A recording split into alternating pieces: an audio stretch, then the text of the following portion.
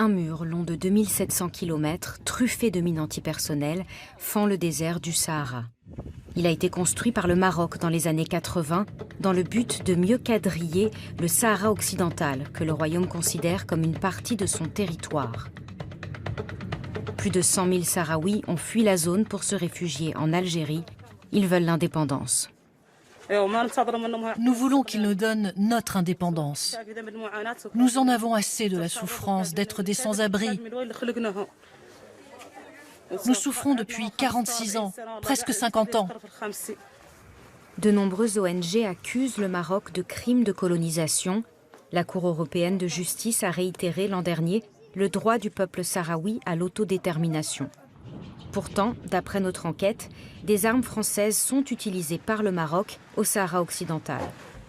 Voici une vidéo postée sur les réseaux sociaux par un passager d'un vol qui quitte Laayoune, principale ville du Sahara occidental, pour Casablanca, au Maroc.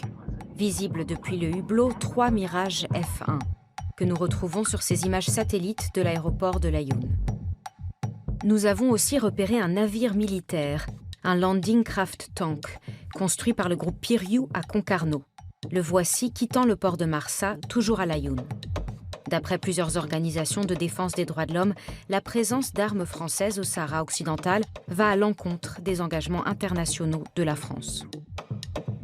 Ces autorisations d'exportation d'armes sont illégales au regard du traité sur le commerce des armes, mais aussi au regard de la position commune de l'Union européenne.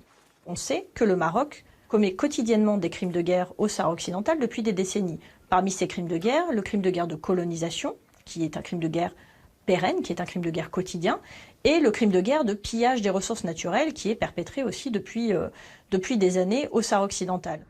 Parmi ces actes de pillage dénoncés par les ONG, la pêche par des navires marocains au large des côtes sahraouies. Sur ces images satellites du port de Dakhla, nous avons repéré des patrouilleurs de fabrication française spécialisés justement dans la surveillance de la pêche. 2 OPV 64 et 1 OPV 70.